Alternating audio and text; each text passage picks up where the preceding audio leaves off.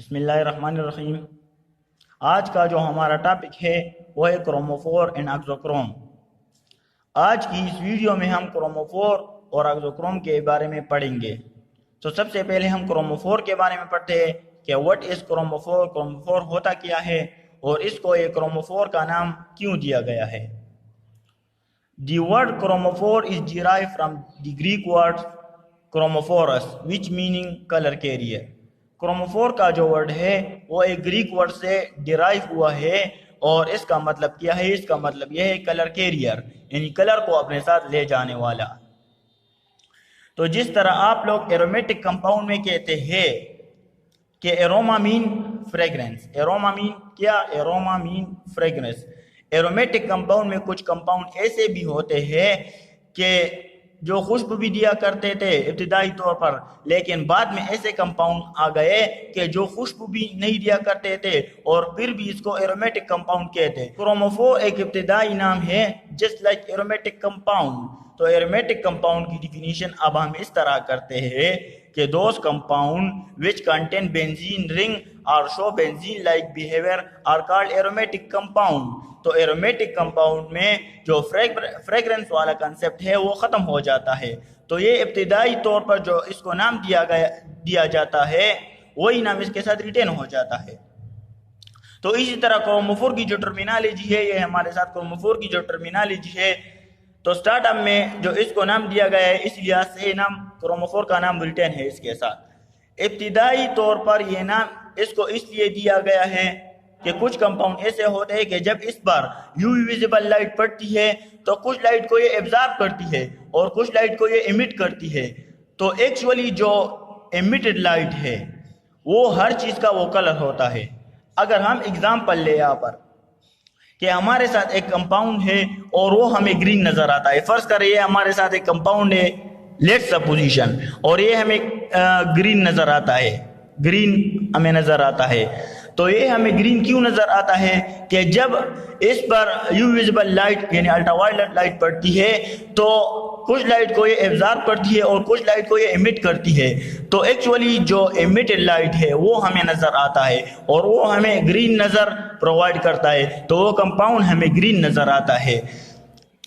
تو جس طرح بنزین کا ابتدائی فریگرنس والا کنسپٹ ہم نے استعمال کیا، تو یہی کنسپٹ جو پرانا ہے کروموفور کا، اسی لحاظ سے اس کو یہ نام دیا گیا۔ لیکن مور پریسائزلی ہم کروموفور کو کس طرح ڈیفائن کریں گے؟ Any structural feature present in a molecule that leads to the absorption of electromagnetic radiation in the UV visible ultraviolet region, whether color is produced or not produced, called chromophore۔ ایک compound میں ایسی خوبی یا ایسا structural feature جو اس کے اندر موجود ہو اور وہ فیچر کیا ہو کہ جس سے وہ compound electro magnetic radiation U V visible region میں ایبزارب کر لے۔ مطلب کیا ہوا؟ مطلب کسی کمپاؤنڈ کے اندر ایسی صلاحیت جس کی وجہ سے وہ الیکٹرو میگنیٹک ریڈیشن سے یو وی ویزیبل لائٹ کو یعنی یو وی ویزیبل لائٹ کو ایبزارب کر لے، تو اس کو ہم کہتے ہیں کروموفور۔ تو اس کو کہتے ہیں کروموفور۔ اب سوال یہاں پر یہ پیدا ہوتا ہے کہ کروموفور کی انڈیکیشن ہم کس طرح کریں گے؟ تو یہاں پر کوئی اسپیسیفک ایڈنگ تو ہم نے نہیں دیا، لیکن اس سے ہم یہ سمجھیں گے کہ کروموفور کی انڈیکیشن ہم کس طرح کریں گے۔ تو جن کمپاؤنڈ میں ہمارے ساتھ کروموفور موجود ہوں گے تو اس کے اندر پائی الیکٹران ہوں گے۔ اس کمپاؤنڈ میں کیا ہوں گے؟ پائی الیکٹران ہوں گے یا نان بانڈنگ الیکٹران ہوں گے۔ تو جن کمپاؤنڈ کروموفور گروپ موجود ہوتا ہے ان میں یا پائی الیکٹران ہوں گے یا نان بانڈنگ الیکٹران ہوں گے۔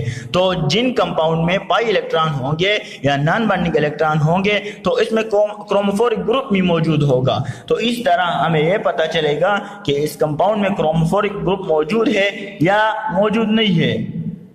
اگر ہمارے ساتھ یہ کاربونیل کمپاؤنڈ ہے، یہ کون سا کمپاؤنڈ؟ یہ کاربونیل کمپاؤنڈ ہے، اس میں نان بانڈنگ الیکٹران بھی موجود ہے، نان بانڈنگ الیکٹران بھی موجود ہے یہ والے، اور پائی الیکٹران بھی موجود ہے۔ اور पाई इलेक्ट्रॉन भी मौजूद है। तो इसमें sigma two sigma steric transition यानी sigma two sigma steric transition के अलावा पाई to pi steric transition, N to pi steric transition और N to sigma steric transition भी पॉसिबल होते हैं। यहाँ पर इस क्रोमोफोर को हम एग्जाम्पल से समझते हैं कि क्रोमोफोर होता क्या है। अगर लेट सपोज हमारे साथ क्रोमोफोर के ये एग्जाम्पल हमारे साथ मौजूद है, ये और ये वाला और ये तीन एग्जाम्पल हमारे साथ क्रोमोफोर के मौजूद है। इसको कहते हैं आइडेंटिकल क्रोमोफोर। Identical chromophore. अब सवाल यहाँ पर ये पैदा होता है, जो यहाँ पर एब्जॉर्प्शन होगी, यहाँ पर जो एब्जॉर्प्शन होगी वही एब्जॉर्प्शन यहाँ पर भी होगी? बिल्कुल नहीं, एब्जॉर्प्शन इधर भी होगी, लेकिन यहाँ पर जो एब्जॉर्प्शन होगी वो कम होगी एज कंपेयर टू दिस। यहाँ पर जो एब्जॉर्प्शन होती है वो ट्वाइस कंसिडर होगी, और यहाँ पर जो एब्जॉर्प्शन होगी वो ट्वाइस कंसिडर नहीं होगी, यानी इसकी एब्जॉर्प्शन इंटेंसिटी इससे ज्यादा होगी। यहाँ पर क्योंकि यहाँ पर जो दो ग्रुप मौजूद है, एक ग्रुप ये वाला है और एक ग्रुप ये वाला है, और यहाँ पर सिर्फ एक ग्रुप मौजूद है, तो यहाँ इसकी एब्जॉर्प्शन कम होगी as compare to this identical chromophoric groups.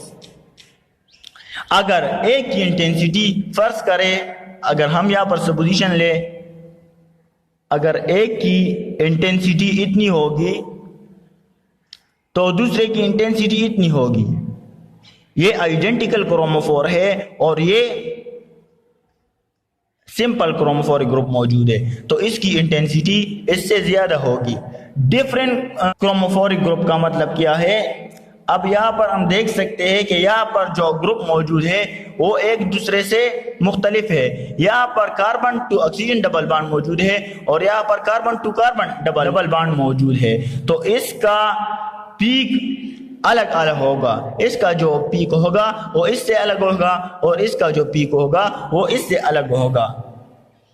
अब यहाँ पर आप देख सकते हैं कि अगर एक इंडिपेंडेंट क्रोमोफोर में, यहाँ पर आप देख सकते हैं कि अगर एक क्रोमोफोरिक ग्रुप एक बॉन्ड के फासले से ज्यादा डबल बॉन्ड मौजूद है, यहाँ पर दो सिंगल बॉन्ड मौजूद है, इसमें कंजुगेशन नहीं है, और जिन क्रोमोफोरिक ग्रुप में कंजुगेशन नहीं होता वो इफेक्टिव नहीं होता। यहाँ पर इसमें कंजुगेशन मौजूद है, इसमें कंजुगेशन मौजूद है, तो these are more effective chromophore.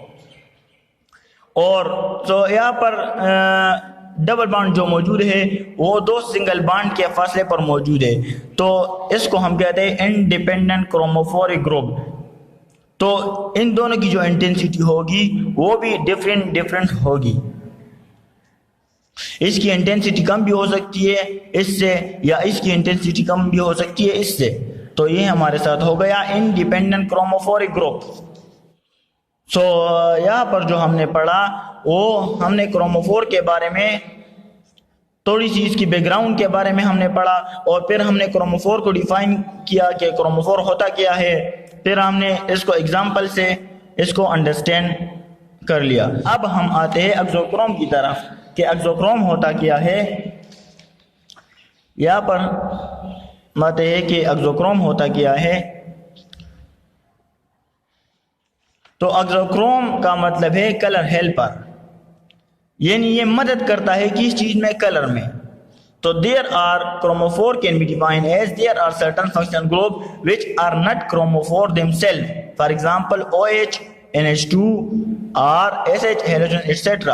because they do not show absorption above 200 nanometer, but when attached to chromophore the absorption of chromophore shift to longer wavelength. Such functional group are called exochrome. Auxochrome का मतलब क्या है? ऐसा functional group जो by self chromophore तो ना हो, यहाँ पर ऐसा फंक्शनल ग्रुप जो बाई सेल्फ क्रोमोफोर तो ना हो, लेकिन जब क्रोमोफोर के साथ अटैच हो जाए तो क्या होता है, इसकी एब्जॉर्प्शन को लॉन्गर वेवलेंथ की तरफ शिफ्ट करता है। तो ऐसे फंक्शनल ग्रुप को हम कहते हैं एक्सोक्रोम।